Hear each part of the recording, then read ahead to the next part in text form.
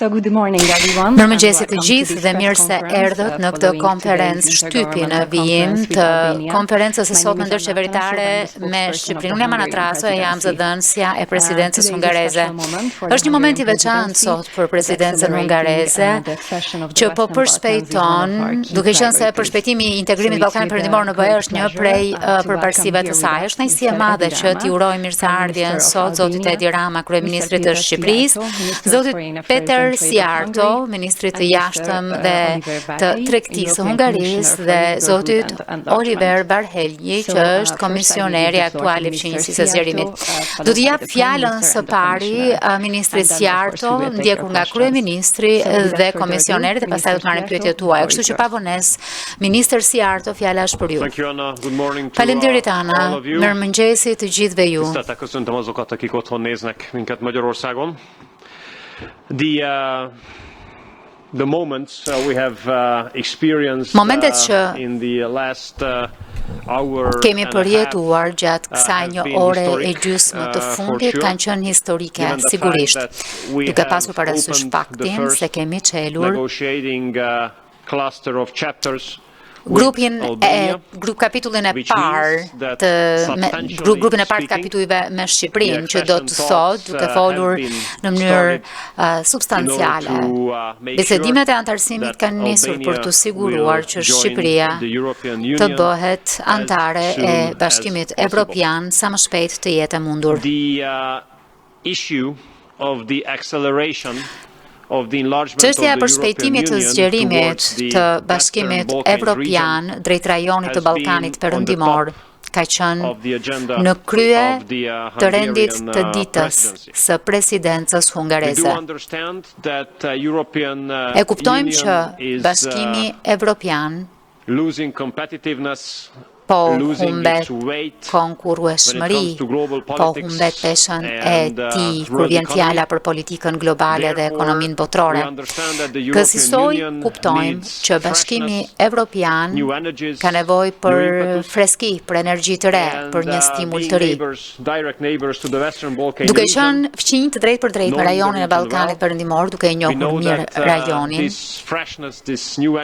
e dim që kjo freski, kjo energji e re për të cilën kemi nevojë do të vijë absolutisht nga hapësira e Ballkanit Perëndimor.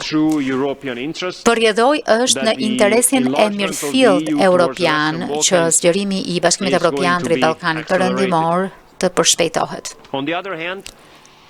Nga ana tjetër, ne duhet të ndërmarrim hapa urgjente për të ruajtur besueshmërinë e politikës së zgjerimit. E konsiderojmë politikën e zgjerimit si një prej më të rëndësishmeve të Bashkimit Evropian dhe na duhet të kuptojmë që kjo politikë ka humbur besueshmëri gjatë kohëve të fundit, duke pasur parasysh faktin se koha mesatare e pritjes së vendeve kandidate në Ballkanin Perëndimor ka tejkaluar tashmë 15 vjet. Kjo është thjesht e papërshtatshme. Na duhet të përshpejtojmë procedurën e zgjerimit tani. Nga ana tjetër, shumica e shteteve anëtare zakonisht shprehen se zgjerimi duhet të jetë një proces mbështetur në merita. Mbështetur në merita, këtë dëgjojmë si shprehje shumë shpesh, dhe meritat janë. Qartësisht, nëse do të shihni marrëdhëniet e Shqipërisë gjatë viteve të fundit, qofshin në ekonomi, në politikë, në çështjet sociale, është e dukshme që meritat janë të pranishme. Ne hungarezët mund të mbështetemi te përvoja jonë dypalçe. Shpresoj të mos jetë ndaluar këtu.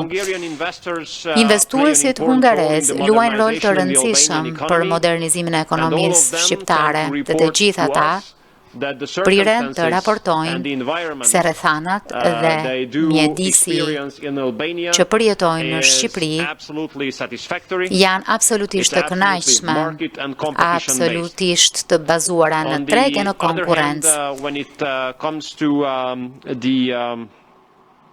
Nga ana tjetër, kur vjen fjala për fusha të tjera, është e qartë se Shqipëria ka ecur shumë mirë kur vjen fjala për kushtet që ka vendosur Bashkimi Evropian që të ketë mundësi të çelë kapitujt e negociatave. Përjetoj është një nder e privilegji madh për ne që nisja e negociatave të vërteta thelbësore me Shqipërinë për antarësim nisën gjatë presidencës hungareze. Madje mund të them që ky po shndrohet në zakon nga ana jonë, sepse 14 vjet e gjysmë më parë ishim po në këtë pozicion dhe ishte hera e fundit kur përgatitjet e një vendi kandidat përfunduan. Në atë kohë ishte Kroacia. Dhe shpresoj që duke i dhënë fjalën Kryeministrit për komentet përmbyllëse, shpresoj që të mos presim deri në presidencën tjetër hungareze për të patur një antarësim tjetër. Duke folur në mënyrë më burokratike, sot folëm për grupkapitujt e ashtu quajtur themelorët. Janë 6 grupkapituj të cilët duhet të negociohen tej.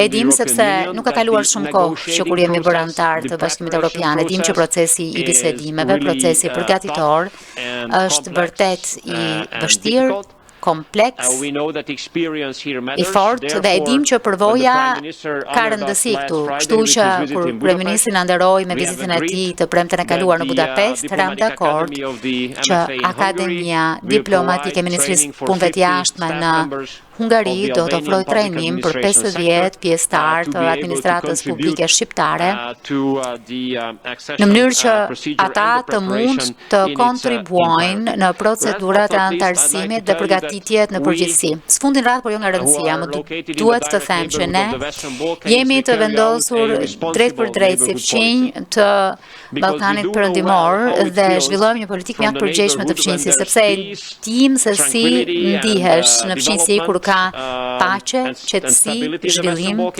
dhe stabilitet në zonën Ballkanit Perëndimor dhe kur përjeton mungesën e gjithë kësaj. Dhe ne e dim që procesi i integrimit mund të ndihmojë për ta bërë Ballkanin Perëndimor më të zhvilluar me më stabilitet e më të sigurt. Përjetoj, Hungaria është e përkushtuar të shoqërojë Shqipërinë në rrugtimin e saj drejt Bashkimit Evropian.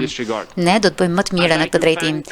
Do doja të falenderoja Kryeministrin që nuk humbi durimin gjatë muajve viteve të fundit për të vazhduar dedikimin e përkushtimin e tij dhe mund t'ju premtoj që do të përgjigjem reciprokisht këtij dedikimi dhe këtij durimi. Nga ana tjetër, dua të njoh meritat e Komisionerit për zgjerimin, jo për shkak të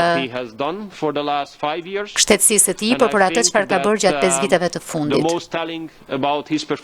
Mendoj që për punën e tij flet më shumë letra e nënshkruar nga 4 udhëheqjet Ballkanit Perëndimor për fshi Kryeministrit, dërguar presidentes së Komisionit, ku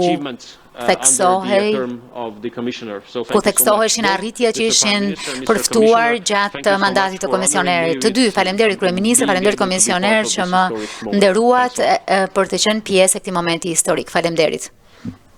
Faleminderit shumë, Ministër. Kryeministër, fjala është për ju. Mirëmëngjesi edhe një herë të gjithëve.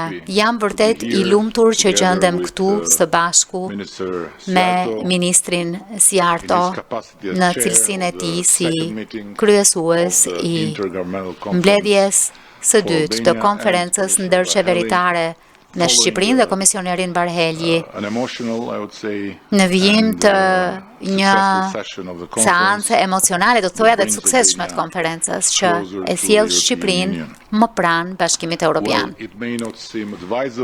Mund të mos duket e këshillueshme së fundmi të shihesh me Hungarinë, po ja ku jam, jo vetëm me një, por me 2 hungarez. Dhe mund t'ju them që ndihesh mjaft mirë dhe mjaft i sigurt. Kështu që presidencës hungareze që ka luajtur një rol mjaft të rëndësishëm në këtë proces, duke nxitur përpara, gjithashtu dhe faleminderit Komisionerit Várhelyi dhe ekipit të tij që na kanë ndihmuar e mbështetur për gjatë gjithë rrugës për vite të gjata, sfiduese dhe jo fort lehta për ta thënë butë. Dhe faleminderit gjithë shtetetve anëtare, fal tyre, qëndroi këtu përpara këtij hapi mjaft domethënës drejt anëtarësimit të Shqipërisë në BE. Dhe është me të drejtë një ditë e rëndësishme, me domethënie historike për Shqipërinë dhe shqiptarët, por në këndvështrimin tim edhe për Bashkimin Evropian. Nuk na duhet, së paku shpresoj jo, një kujtesë e rëndësisë për të qëndruar e për të punuar së bashku të lidhur nga parimet dhe vlerat që përkufizojnë Bashkimin Evropian. Kjo është veçanërisht e vërtet në këto kohra sfiduese, kur një mori krizash na janë qasur me nevojën për të bërë më pranë e përqendruar të gjithë së bashku dhe nevojën e mirëfillt për të përballur me veten dhe për të kuptuar mënyrën për të ecur përpara. Për fat të keq dhe këtë nuk e shmang dot pa e thënë.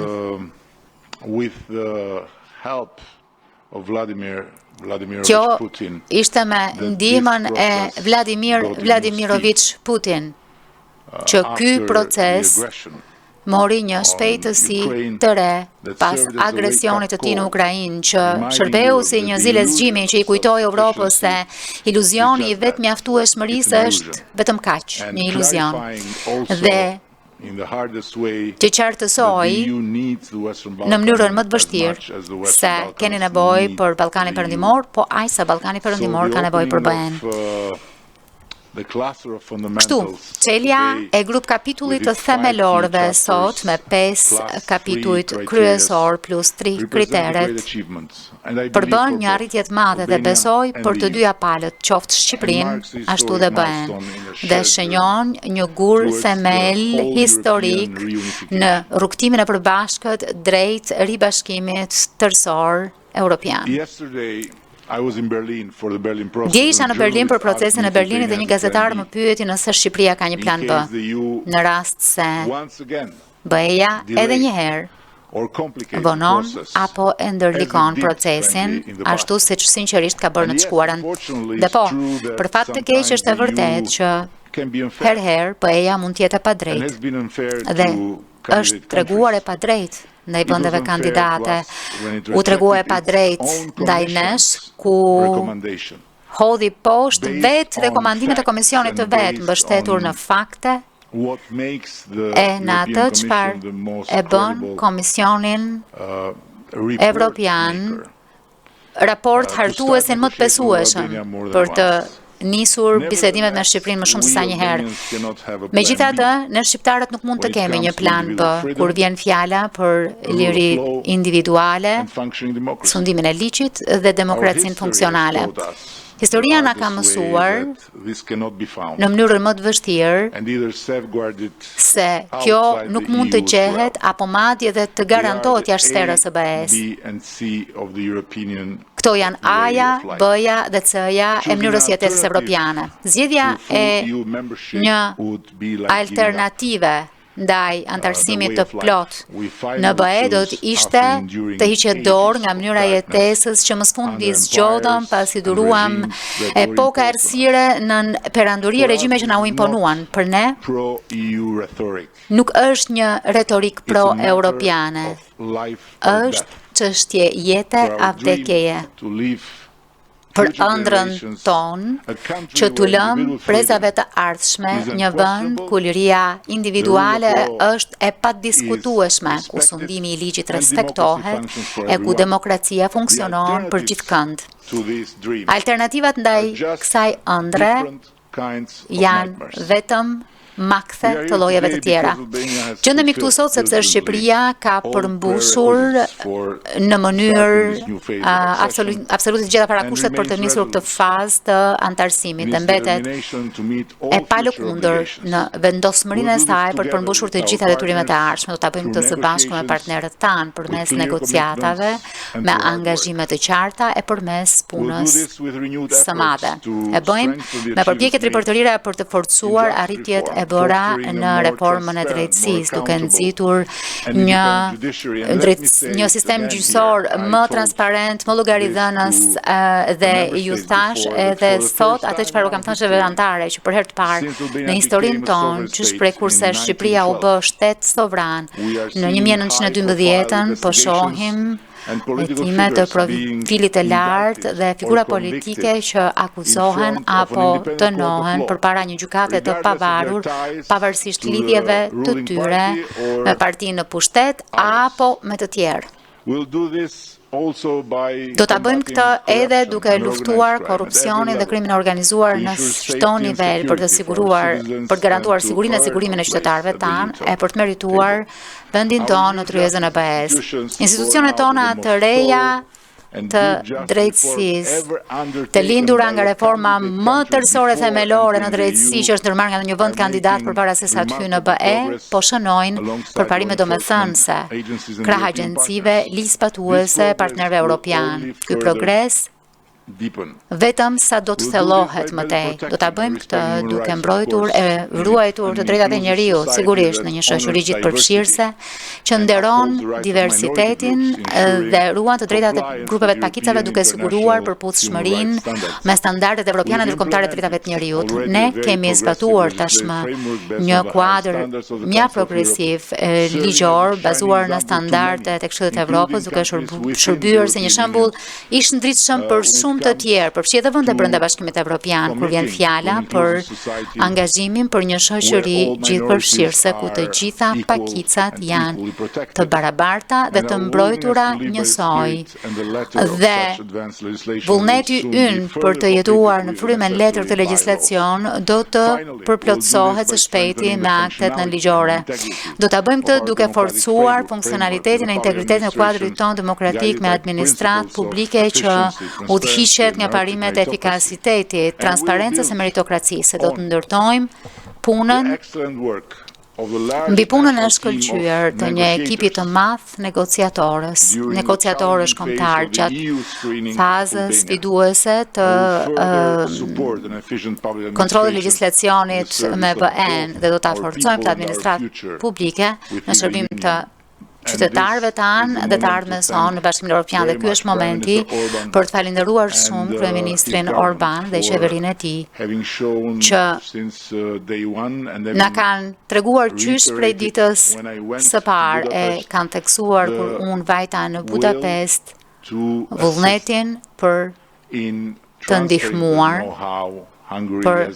për sjelljen e dijeve që Hungaria ka përftuar gjatë procesit të vet të afrimit dhe më pas të anëtarësimit në Bashkimin Evropian. Kësaj jam shumë mirënjohës miku im i dashur Péter edhe për këtë angazhim të fundit të Akademisë së Shkëlqyer të Ministrisë Jashtme për t'u vënë në shërbim të rritjes të aftësive e nivelit të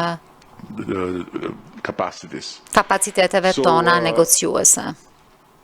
Nuk duhet marrë më shumë kohë. Më lini ta përmbyll duke shprehur bindjen se çdo sukses që Shqipëria arrin në procesin e integrimit në BE duhet të shihet po kështu si një hap tjetër përpara për të gjithë rajonin.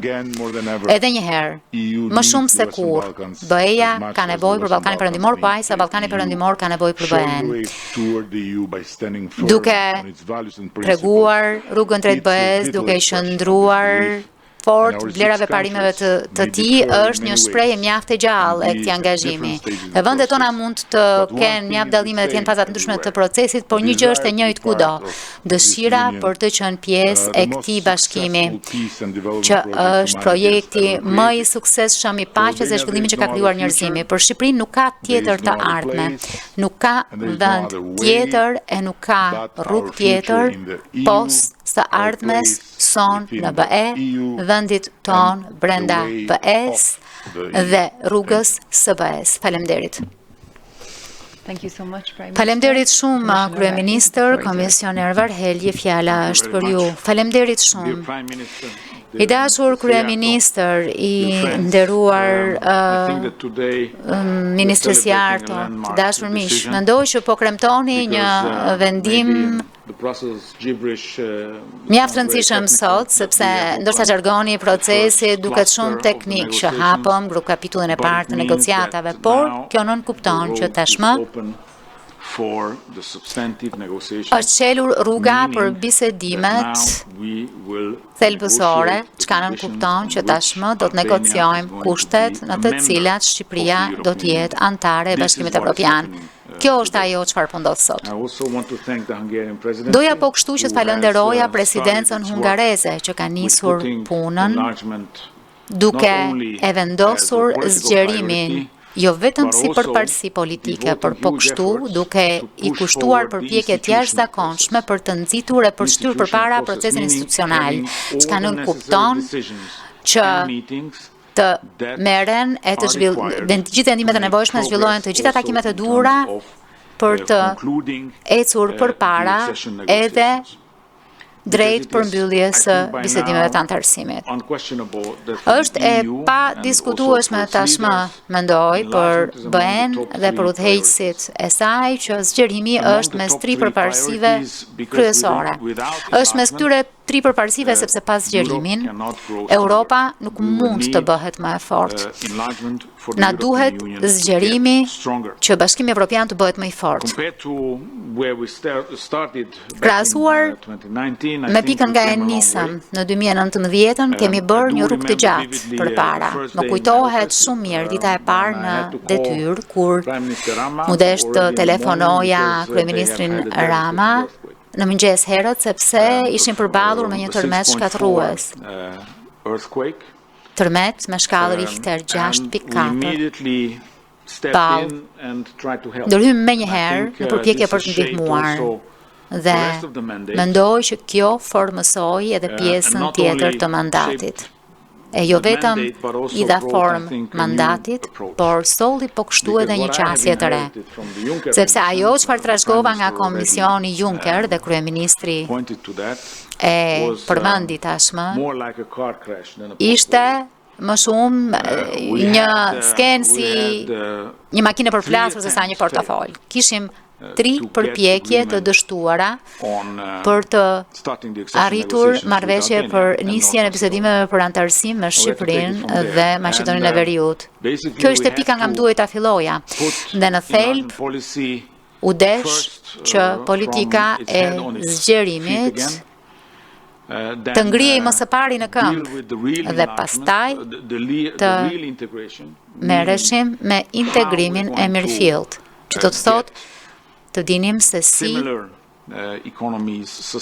të arrinim ekonomi të ngjashme, shoqëri të ngjashme në Ballkanin Perëndimor edhe përpara se sa të ndodh antarësimi, dhe kjo u bë përmes planit ekonomik të investimeve. E para ishte të hartonim një metodologji të re dhe pastaj i treti është edhe plani i rritjes, që tashmë po e përshpejton zgjerimin. Dhe për të bërë të mundur që në fund të mandatit të Komisionit të ardhshëm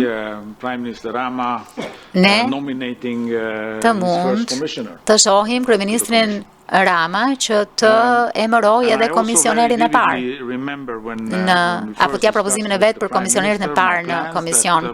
Kur diskutoja me Kryeministrin planet e mia dhe i thosha që mendoj se mund bëj maksimumin, ai më shihte, nuk e njihnim njëri tjetrin, por më shihte, si ta them, me një nivel modest, pikpyetjeje, nëse kjo do të ishte e mundur. Dhe është e mundur. Është e mundur sepse Shqipëria ndërmori një qasje të re. Kur vjen fjala për t'i bërë gjërat, dhe kjo qasje e re do të thotë të mos druhet të bëj gjithçka është e nevojshme për fshije edhe në terren. Në qoftë se do të marrim disa shembuj, kishim në 2020 shqetësime mjaft të mëdha sa i takon krimit organizuar, sa i takon korrupsionit, sa i takon sistemit gjyqësor. Dhe Ne vërtet u futëm shumë thellë me kryeministrin dhe ai është angazhuar e ka realizuar to duke ndërmarrë veprime së bashku me shtetet anëtare duke ndërtuar besimin copës pas cope, tull pas tulle dhe mendoj që ishte një element thelbësor në suksesin që vendi ka akumuluar tashmë. Po të hedhësh syt pas të shohësh ku jemi tani, kaluam Covidin, na u desh të dërgonin vaksinat, u mor një vendim i madh që në 2020 për të nisur negociatat, pastaj u përballën me një tjetër problem që nuk ishte as pak lidhje me Shqipërinë, por në 2022-shin patëm konferencën e parë ndër qeveritare me Shqipërinë, që kanë nënkuptonte që bisedimet e anëtarësimit nisën. Krah kësaj nisëm po kështu të ndërtonim Europën në Shqipëri. Kemi trajtuar çështje të cilat mendoj se kanë qenë problem prej një sër dekadash, pasi i Vlorës që e përuruam. Tashmë keni Kolegjin e Europës në Shqipëri, i pari në Ballkanin Perëndimor dhe mund të vazhdoj lista shumë e gjatë. Dhe kjo ka ndodhur sepse Shqipëria kur nuk është stepur të bëj çdo gjë të nevojshme në rrugtimin e saj drejt BE-s. Dhe shpresoj që kjo të vazhdojë sepse nëse kjo vazhdon, kjo nënkupton që me të gjitha instrumentet që kemi në duar, Shqipëria mund ta përgatit veten për të bërë anëtare në fund të mandatit të ardhshëm. Por kjo nuk kupton që në terren po kështu duhet të zbatojmë planin ekonomik të investimeve. Kështu kemi lajme të mira, jemi në nivelin e 60% të zbatimit. Mendoj që ndoshta është pjesa më e suksesshme e të gjithë pjesës buxhetit të BE-s. 60% vetëm deri tani. Çka nuk kupton se jo vetëm që kemi arritur sukses sa i takon zbatimit, por kjo nuk kupton edhe që efektivisht programi është edhe mbi atë çfarë duhet kemi në fakt 7 miliard për nevoja investime që mund të nxisin edhe 20 miliardësh tjetër investime në rajon, investime në ekonomi, jo investime në përgjithësi, investime që do të krijojnë një ekonomi të re dhe një shoqëri të re në Ballkanin Perëndimor.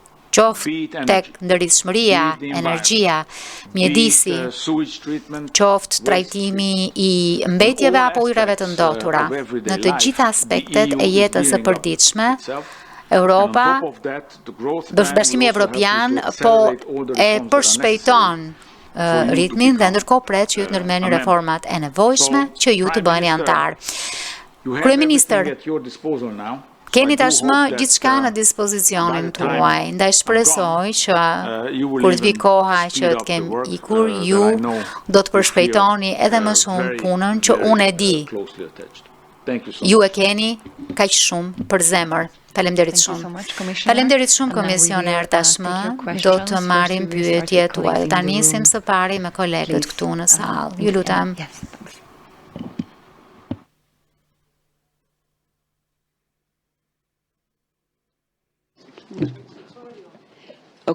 Mirë, faleminderit shumë për durimin gjithashtu. Jam Rosie Burchard nga Deutsche Welle. Kryeministër, pyetja e parë për një tipar më të gjerë të Europës. Ju keni një marrëveshje juaj me Italinë për përpunimin e imigrantëve, duke se ka frymzuar vende të tjera të BE-s. E di që udhëheqësit e BE-s kanë prirjen të diskutojnë për të tilla marrëveshje më të ngjashme kur të takojnë javën tjetër. A ju u është afruar në një vend tjetër te ju për një gjë të tillë dhe çfarë do t'u thoni atyre skeptikëve që thonë që ju po bëni punën e pisët të BE-s?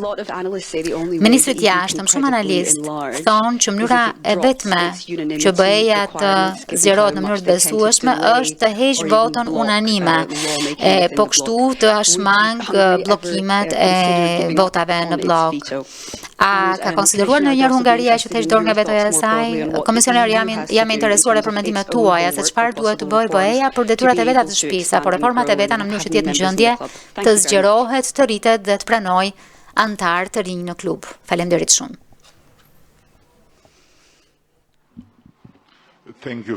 Faleminderit për pyetjen.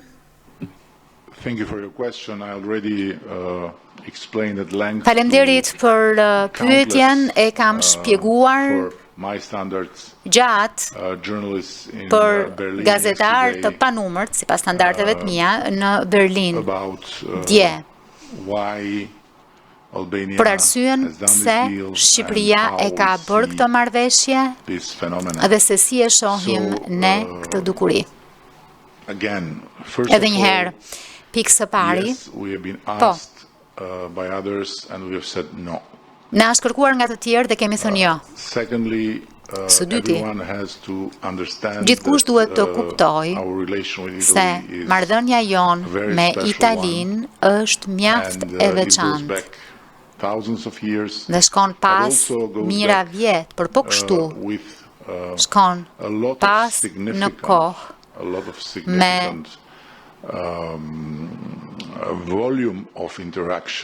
një volum, shumë volume, do me thënë se ndërveprimi gjatë më shumë se 30 viteve të fundit, që shprej se dolëm nga gropa e ferrit e regjimit më mizor komunist në Evropë, kur u larguam me qindra mira nga brigjet tona dhe Italia hapi krahët për ne, apo kur Italia erdhi të na shpëtonte nga një katastrofë e mundshme financiare pas rënies së skemave piramidale.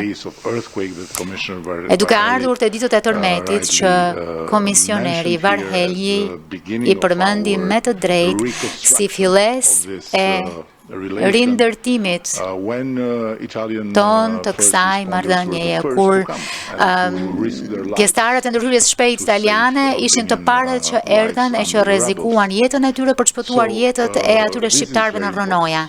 Kështu që kjo është shumë e rëndësishme. Dhe në qoftë se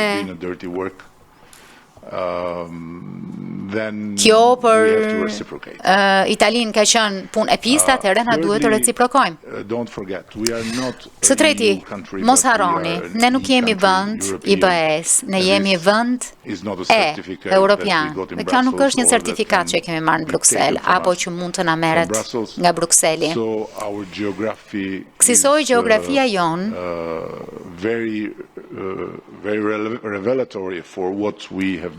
flet shumë për atë çfarë kemi bërë me Italinë, dhe po, në qoftë se ka ndonjë gjë për t'u përpunuar, për t'u zhvilluar mbi këtë model, duhet jetë në shkallët e epërmet apo nivelet e epërmet të Bashkimit Europian dhe të Ballkanit Perëndimor. Dhe kjo është një arsye tjetër, kjo dukuri, për të kuptuar se Bashkimi Europian dhe Ballkani Perëndimor duhet të qëndrojnë pranë e të punojnë afër me njëri tjetrin.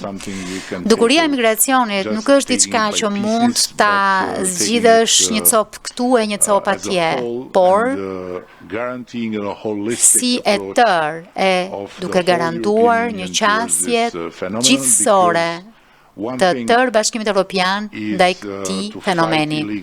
Sepse një gjë është të luftosh migracionin e paligjshëm dhe një gjë tjetër është të garantosh migracion të rregullt. Dhe Evropës i duhet t'i bëjë të dyja këto.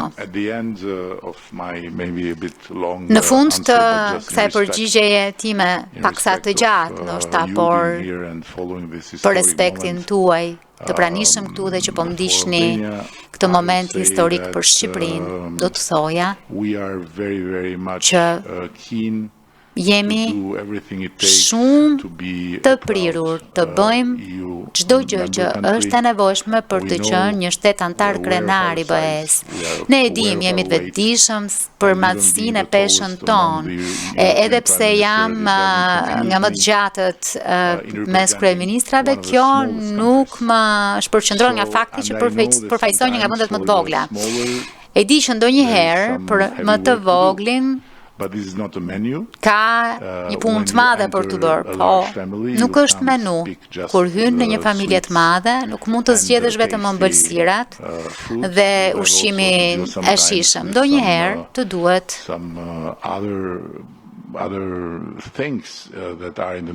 të marrësh edhe gjërat të tjera që janë në menu, e ndoshta që nuk janë kaq të shijshme, por duhet ta bësh. Duhet ta bësh.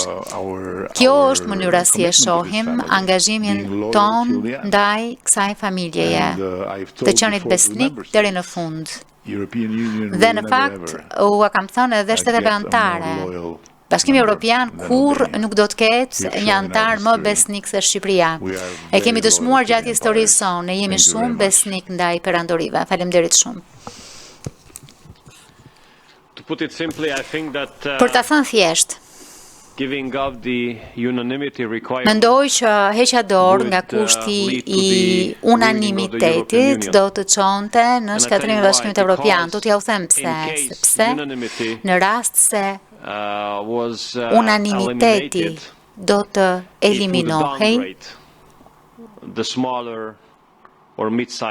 do të ndikonte, do t'ulte rolin e vendeve të mesme dhe të vogla, sepse në rast mos nevoje për unanimitet, do t'ishin të mdhenj që do të vendosnin për çështje të rëndësishme. Kështu që puna e vendeve të mesme të vogla do t'jetë vetëm të thonë po, oui, yes, e kështu me radhë. Po nuk është kjo mënyra se si duhet trajtuar një vend. Nuk është rastësore pse funksionimi I Bashkimit Europian është mbështetur në traktate, në metodologji, pjesë e cilave kërkojnë unanimitet kur merren vendime për çështje të rëndësishme. Më duhet po kështu të them se ato vende anëtare, të cilat e përmendin unanimitetin si pengesë të zgjerimit, në thelb thjesht po kërkojnë justifikime. Për të thënë pse nuk janë entuziast për zgjerimin, sepse më besoni, në qoftë se do të më duhet të emërtoj hapësirën ku hipokrizia apo fushën ku hipokrizia është në krye në BE, atëherë zgjerimi do të ishte një prej tyre. Sepse tjetër flasin kolegët e mi përpara audiencës tjetër midis tyre. Dhe për fat të keq më duhet të them që disa prej tyre nuk thonë të njëjtën gjë pas dyrave të mbyllura e përpara. Pra ne po përpiqemi që ata që thonë diçka ndryshe mbas dere të thonë në fund të ditës të njëjtën gjë. Si të gjithë. Për mënyrën se si BE-ja duhet të reformohet për të mirëpritur anëtar të rinj. Mendoj që Komisioni ka qenë mjaft I qartë për faktin se konfigurimi aktual institucional I traktateve është përsosmërisht në gjendje të mirëpres anëtar të rinj. Vazhdoj të besoj që është kështu. Ne e shohim zgjerimin dhe reformat e brendshme si diskutime paralele. Dhe më e mira është që t'i ruajmë kështu, paralele. Në të kundërt, do të bëhet I gjithë një proces ku jemi në kërkim të shpirtit, si thonë.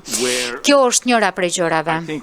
Një tjetër gjë është që kemi një mundësi unike përpara nesh. Dhe kjo është arsyeja pse kam këmbgulur kaq shumë për pranimin e anëtarëve të rinj në fund mandatit të ardhshëm. Po ta shihni kalendarin, presupozohet që të krijojmë një MFF të re nga 2027. Këtu e shoh se duhen bërë ndryshime më të mëdha për të qenë në gjendje që të mirëpresim anëtar të rinj. Pra, kur të krijohet, kjo MFF e re duhet të ketë hapësirë për këtë dhe ky është një tregues I ri për të parë nëse BE-ja do të mirëpresë anëtar të rinj në fund mandatit tjetër. Faleminderit, pyetja tjetër.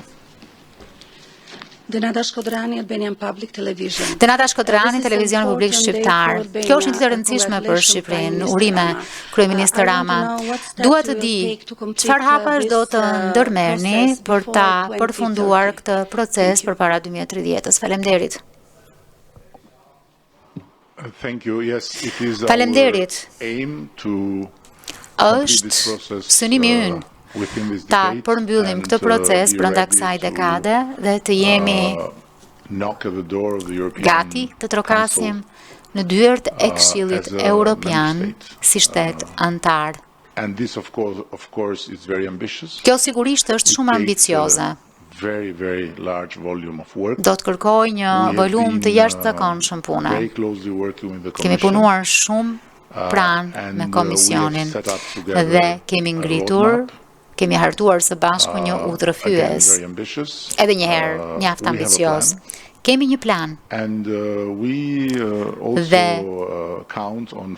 po kështu mbështetemi te miqt dhe partnerët tanë për të na ndihmuar të arrijmë këtë gjë. Dhe kur them të na ndihmojnë, kjo është dy kafshë, jo vetëm politikisht, ku për fat të mirë kemi mbështetje mjaft të madhe, por edhe teknikisht, ku kemi nevojë për dije. Kemi nevojë për mbështetjen e trurit. Duke bërë të gjitha këto, jam shumë besim plot që për sa na takon, ne do të përmbushim të gjitha standardet apo piketat e ndërmjetme. Një koncept që hyri sot në jetën time dhe do të më persekutoj për pjesën tjetër të kësaj dekade. Derisa do të vim këtu dhe me shpresë do të dëgjojmë që kemi përmbushur këto standarde të ndërmjetme. Dhe pastaj, natyrisht, ka të bëjmë me vendimarrjen politike, por deri atëherë, çfarë është e rëndësishme për ne është ta bëjmë Shqipërinë si një vend antar në mënyrën se si funksionon, në mënyrën se si i bën gjërat, në mënyrën e të qenit. Dhe kjo është gjëja më e rëndësishme, sepse nuk duam që Shqipëria të largohet, të marrë çanta dhe të vinë në Bruksel. Duam që Bashkimi Europian të jetë në Shqipëri.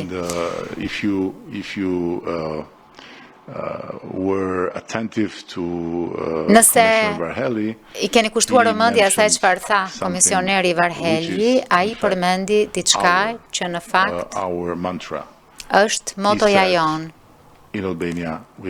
Ai tha, në Shqipëri kemi nisur të ndërtojmë Europën. Dhe është pikërisht kjo është ajo që duam të përfundojmë, të ndërtojmë Europën në Shqipëri. Pyetja tjetër, Zoatan, të lutem. Mirëmëngjesi, unë jam Zoatan Buki nga televizioni Hungarisë për gëzime, Kryeministër Rama për këtë hap të madh.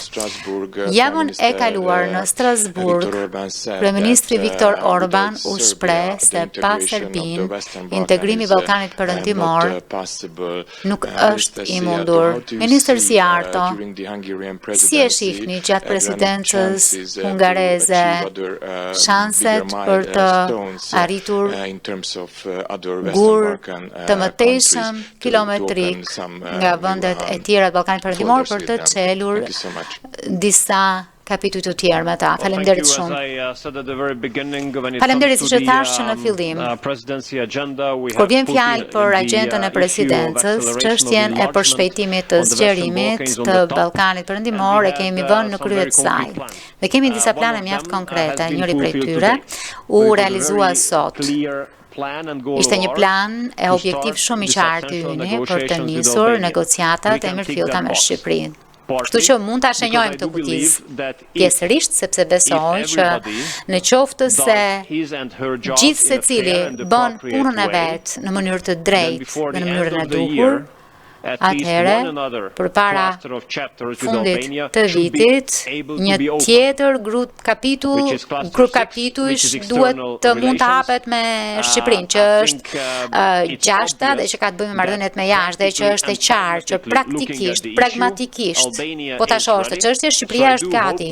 Ndaj shpresoj që të gjitha detyrat burokratike të shtëpisë do të bëhen këtu në Bruksel dhe pastaj do të mund të ulemi për një tjetër konferencë ndërqeveritare përpara mbylljes së mandatit të kësaj presidence. Kemi një objektiv mjaft të qartë edhe kur vjen fjala për Serbinë.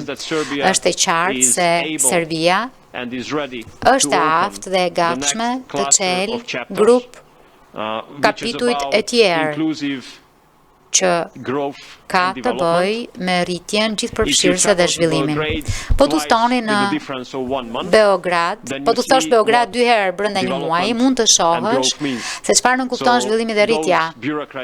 Pra, ata burokrat këtu, të cilët janë të shqetësuar nëse Serbia është gati për çelur kapitujt, do t'i këshilloja të ustojnë 2 herë brenda 2 javësh në Beograd dhe të shohin sa gati janë. Kështu që me këtë objektiv të qartë shpresoj që ato vende anëtare që janë më kritike ndaj Serbisë të mos ngrenë pengesa, që të çelëm një tjetër konferencë qeveritare me Serbin dhe do t'ishte më e preferueshme që të çelej grupi i kapitujve për rritjen gjithëpërfshirëse dhe zhvillimin. Nëse kjo nuk do t'ishte e mundur, së paku të kemi një konferencë ndërqeveritare politike për të dëshmuar angazhimin nga të dyja palët për procesin e integrimit të Serbisë.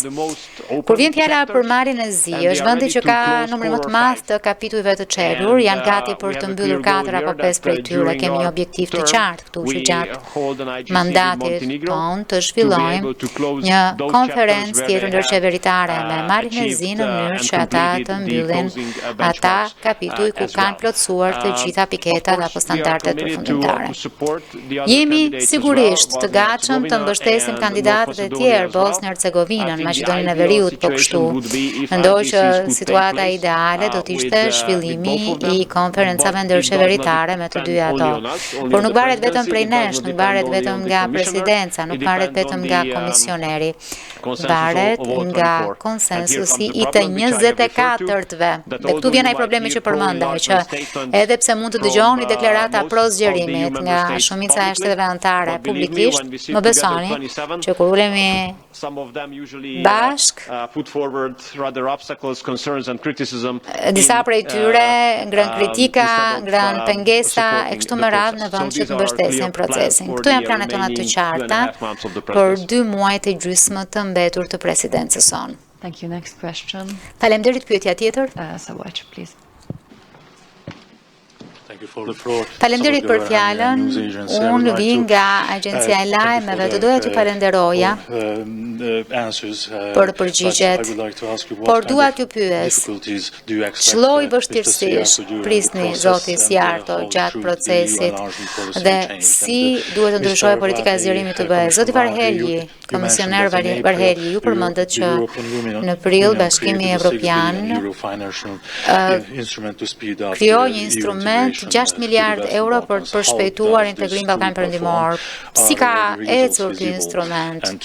A ka rezultate të dukshme? Dhe për Kryeministrin, si e kanë marrë këtë nismë vendet pjesëmarrëse? Faleminderit. Me lejen tuaj atëherë, dhe natyrisht edhe me inkurajimin tuaj. Nuk kemi qenë, në fakt ne jemi bërë antar të BE-s jo shumë kohë më parë, kësaj nuk i harrojmë kompleksitetin dhe nivelin e sfidave, të themi. Nuk i harrojmë pra ato. Na kujtohen në mënyrë shumë të gjallë, kur vjen fjala për procesin që ishte shumë i gjatë, shumë i ndërlikuar dhe shumë kompleks, dhe e dim që përvoja ka rëndësi këtu. Kësaj jemi të sigurt për faktin që ky do të jetë një proces kërkues për Shqipërinë.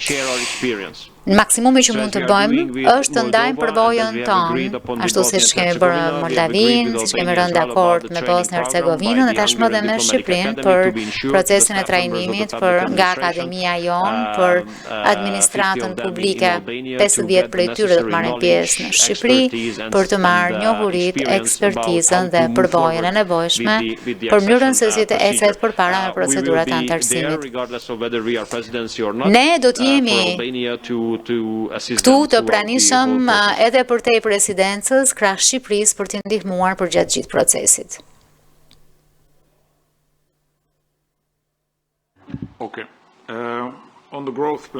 Sa i takon planit të rritjes. Plani i rritjes u miratua këtë vit. dhe funksionon në dy mënyra.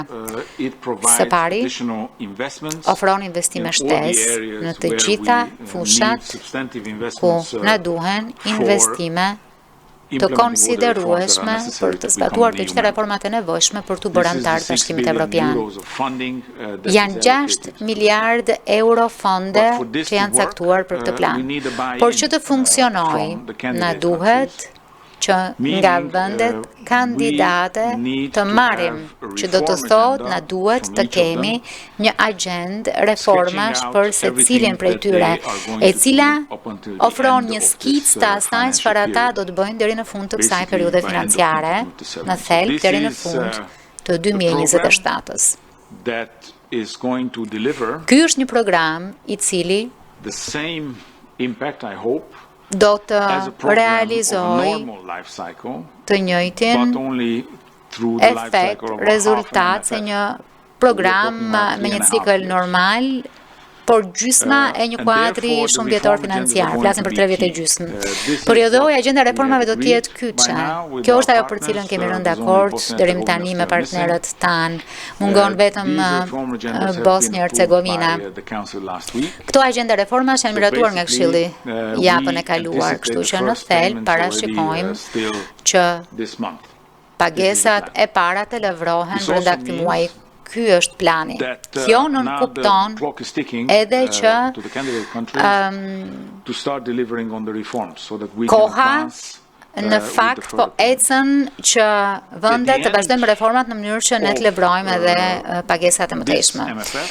Në fund të këtij kuadri shumë vjeçar financiar, ky plan që mobilizon një vlerë sa 1/3 e PBB-s së të gjithë rajonit, do të siguroj apo ne do të kemi një intensitet ndihme që përkon me atë të kuadrit të kohezionit për shtetet anëtare, do të thotë 90% të ndihmës që marrin ata për frym do ta marrë edhe Ballkani Perëndimor.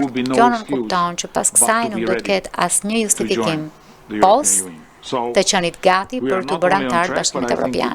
Jo vetëm jemi në drejtimin e duhur, por kemi bërë një hap të madh përpara dhe shpresoj që të vazhdojmë. Me planin e rritjes do të përshpejtojmë të gjitha ato reforma që janë të nevojshme për të bërë antar.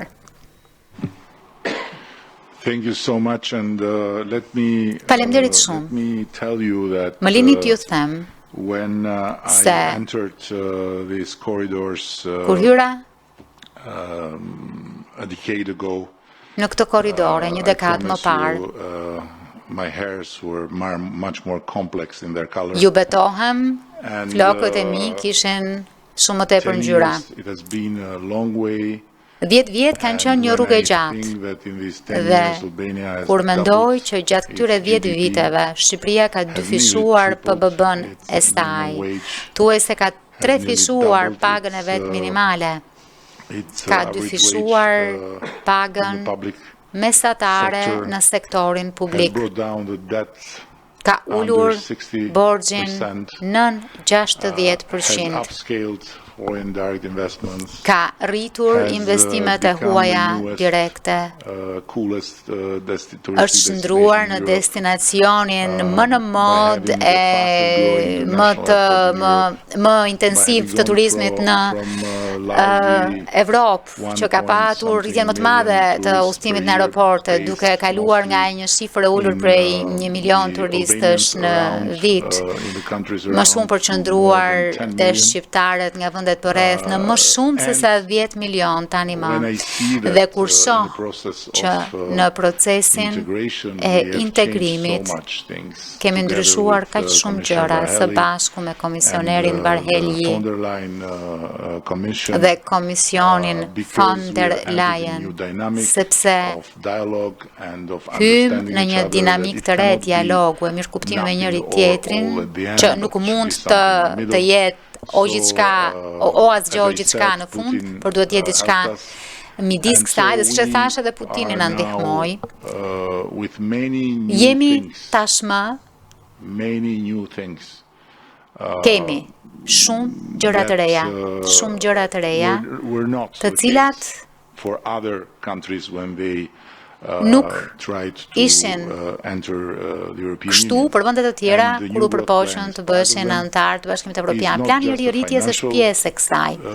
Nuk është vetëm instrument financiar, sepse gazetarët kudo edhe në Shqipëri shohin vetëm pjesën financiare, por ka të bëjë edhe me integrimin në tregun e përbashkët evropian.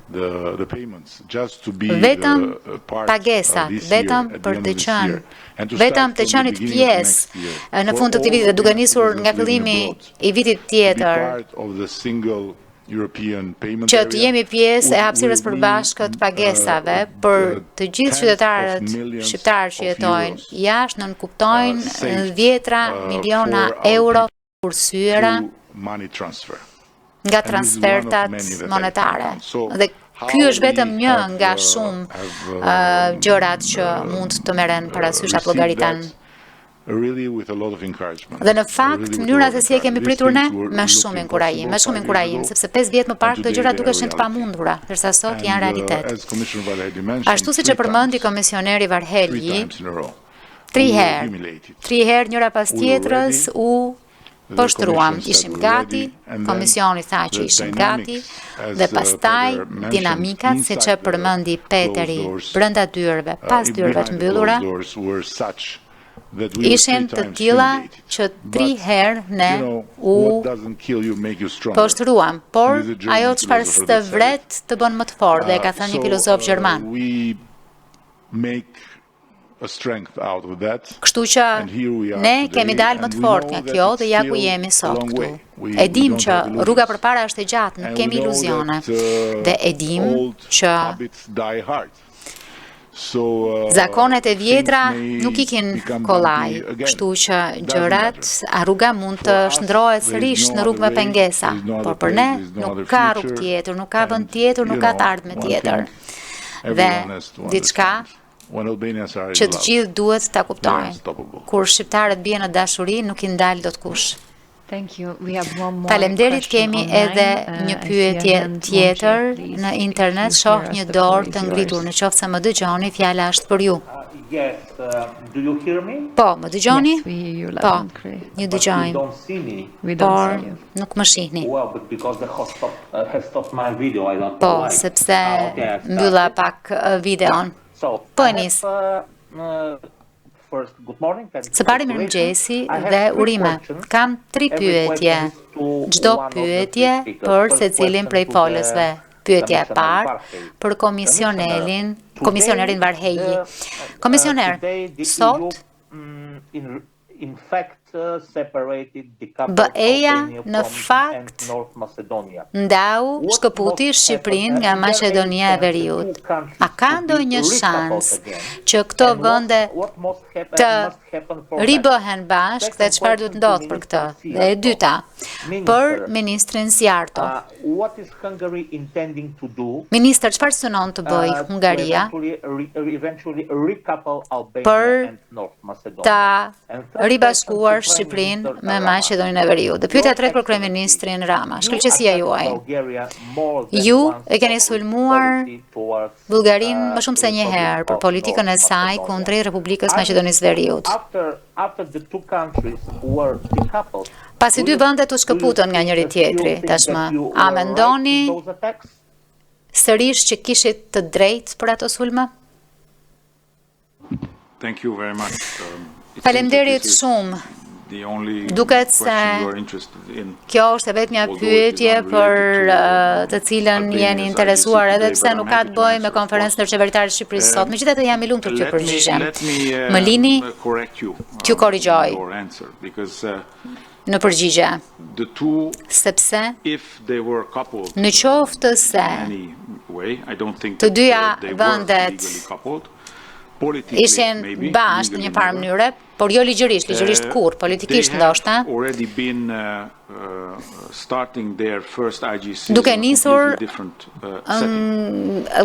të dyja vendet e kanë nisur konferencën e parë ndërqeveritare në mënyra dhe në sfera mjaft të ndryshme në 2022. Nuk është e re që Shqipëria po ecën rrugtimin e vet, sepse është proces i bazuar në merit dhe kjo vlen edhe për Maqedoninë e Veriut. Bashkimi I vendeve kandidate me njëri tjetrin do të thoshte që ne të komprometojmë apo të lejojmë që të komprometohen parimet e meritës. Dhe ky është një nga gur themelet e kritereve të Kopenhagës. Dua të theksoj se Shqipëria e ka merituar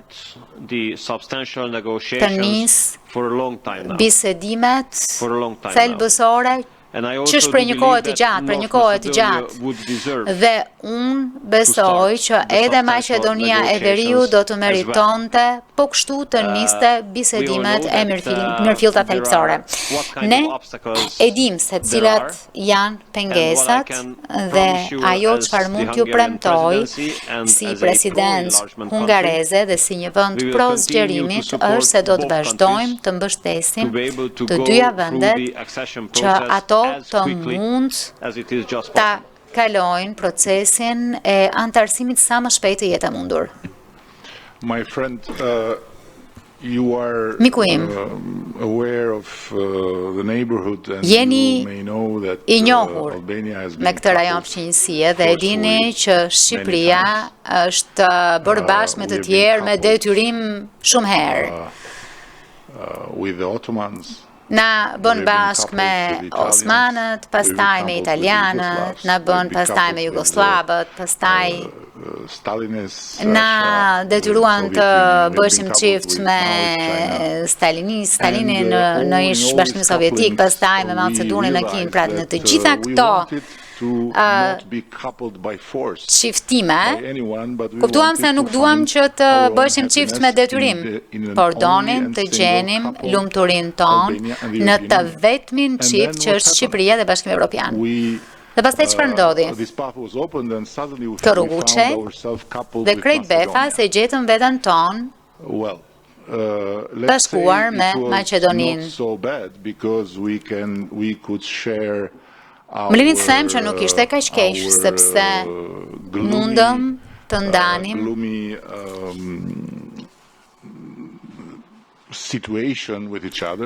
situatat tona të zymta me njëri tjetrin, dukeshim pak si Vladimiri dhe Estragoni në pritje të Godos. Dhe aso kohë, Bruxelli dukej fiks një imitim I Samuel Becketit, por nuk mendoj se kjo ishte diçka që ju apo ne duhet ta shihnim apo duhet ta shohim si një histori të pafundme.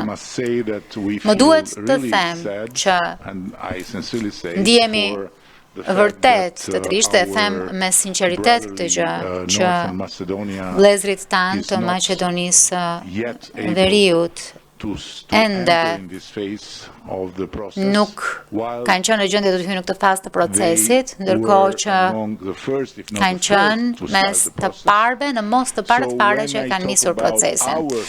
Ndaj, kur flas për poshtërimet tona, 3 herë njëra pas tjetrës na u refuzua nisja e bisedimeve të antarësimit. Ndihem një farsoj pak në siklet, sepse më duhet mendoj për poshtërimin e Maqedonisë Veriut. Ajo ndryshoi madje dhe emrin që të mund të taniste këtë gjë. Kështu që po, I qëndroi gjithçkaje që kam thënë për miqtë tanë bullgar, sepse historia nuk mund të jetë arsye për të ndalur bisedimet e antarësimit për asnjë vend. Pikpamje të ndryshme se kush ishte nëna e heroit kombëtar dhe me kë bëri dashuri ajo, apo cili ishte identiteti biometrik në atë kohë dhe me kë kishin lidhje kur vendosën të bënin dashuri, janë tema shumë interesante për historianët, por nuk mendoj se janë pjesë e gjithçkaje që na lidh për të bërë pjesë e Bashkimit Europian. Kjo vazhdon të jetë e vlefshme, nuk është sulm kundër miqve tanë bullgar. Thjesht po themi diçka të dukshme. për ne e për mua. Arritja e Bashkimit Europian është të mësosh ta shohësh rrugën të shkuar me sytë të ardhmes, jo të ardhmen me sytë të shkuar, sepse kjo do të sillte ndërlikime.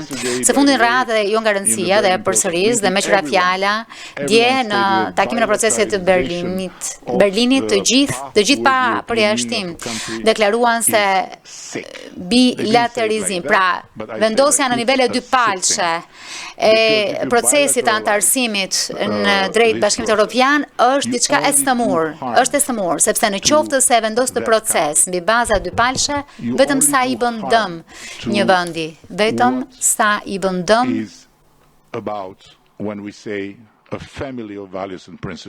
asaj për cilën themi që është një familje vlerash e parimesh. Procesi i integrimit për ne, si Shqipëri e për ne në rajon, është diçka që është pak sa ndryshe nga ajo çfarë ishte për hungarezët. Komunizmi për hungarezët ishte një aksident mizor në rrugën e një kombi që kishte një shtet, që kishte institucione, një botë akademike dhe të gjitha gjërat, jo demokraci, por të gjitha gjërat e tjera për qindra vjet. Për ne ndërkohë është ndryshe. Ne në historinë tonë nuk kemi traditën e institucioneve, nuk kemi në historinë tonë traditën e një shteti që funksionon pavarësisht nga sistemi. Dhe kishim vetëm 50 vjet shtet komunist, krejt i pa dobishëm për integrim në Europë dhe disa vite përpjekjesh për bërjen e një shteti përpara kësaj. Kështu që të na ndalosh të ecim përpara me bisedimet, duke vënë përpara, duke sjell pretendime dypalshe, apo duke na vënë në shërbim të zgjedhjeve në vendet anëtare të Bashkimit Europian, është të na ndalësh oksigjenin, të na ndalësh dijet që vijnë nga kjo ndërtesë, nga ky kompleks institucionesh, që do të thotë dije se si ndërtojmë institucionet, se si të bëjmë reformat, se si të sigurohemi që vlerat, parimet, standardet të mishërohen në mënyrën se si funksionon shteti. Këtë nuk e mëson dot nga librat. Këtë nuk e gjen dot askund. Afganistani dështoi, Iraku dështoi. Të gjithë të tjerët jashtë këtij kontinenti që kanë kërkuar të gjejnë demokraci e të lulëzojnë të ecin, janë të destinuar të dështojnë vetëm për një arsye të thjeshtë, nuk kanë bekimin të jenë në këtë kontinent dhe të kenë Bashkimin Europian si burim dije, njohurish, si burim i gjithë shkaje që të duhet, jo vetëm për të pasur njohuri teorike, por edhe për të ditur praktikisht, për të bërë vendin gati për të qenë shtet antar, që do të thotë garanci e lirive individuale, e sundimit të ligjit dhe demokracisë funksionale. Të parandelosh Maqedoninë, dhe pastaj Maqedoninë e Veriut, shpresoj të mos bëhet Maqedonia e Jugut, që ta bënte këtë, ishte t'i bëje një dëm shumë të madh një kombi, t'i bëje një dëm shumë të madh një populli, t'i bëje një dëm shumë të madh rajonit tonë. Vazhdoj të qëndroj kësaj dhe mund t'i them gjithkujt që kjo nuk është një konfrontim. Është fakt. Unë e dua Aleksandrin e Madh, gjithë e duam Aleksandrin e Madh, por nuk dua t'ja di. Nuk dua të di se ku ka lindur dhe nuk po pretendoj që të marr pjesën time si shqiptar nga gjenet e tij, sepse kemi dhe shumë shqiptarë që mund të pretendojnë që Napoleoni është shqiptar. Mos doni gjë që të ngrëm një problem dypalësh me Francën për këtë, sepse do të kemi pastaj një mosmarrëveshje dypalëshe për Korsikën, dhe kjo nuk do të përfundoj kurrë. Einstein ishte shqiptar, e dini? Çfarë të bëjmë? Ju lutem, duhet të tregojmë serioz. And then there is always the moment that I finish here. Dhe gjithmonë vjen momenti dhe do ta mbyll këtu, momenti për të bllokuar. Lërini vendet të rriten, lërini vendet të bëjnë punën e tyre, lërini vendet të mësojnë se si të ndërtojnë institucione, lërini vendet të zbatojmë gjithçka është e nevojshme për të patur ligjin e individit, sundimin e ligjit dhe demokracinë. Dhe pastaj kur vjen fjala për të bërë antar, ti thua jo se s'më pëlqen emri yt, por së paktën I keni dhënë çdo gjë që të funksionojnë si një shtet antar I BE-s. Dhe pastaj thoni, nuk më pëlqen emri. Në rregull, shumë e drejtë, por jo kur vendet kanë nevojë për njohuritë, jo kur vendet kanë nevojë për ndihmën, jo kur vendet kanë nevojë për mbështetjen, sepse pastaj do të keni një vend ku 20 vjet më parë Euro-Atlantic community kishte një komunitet të padiskutueshëm perëndim pro Euro-Atlantik dhe sot shihni kush është në krye të Maqedonisë Veriut, se nuk dua të kemi një telefonat nga kolegu grek që të më thotë se Maqedoni, jo, është e Veriut. Faleminderit. Kjo e përmbyll konferencën tonë të shtypit. Faleminderit shumë që ishit këtu, kryeministër, ministër, komisioner. Faleminderit shumë, shihemi së shpejti.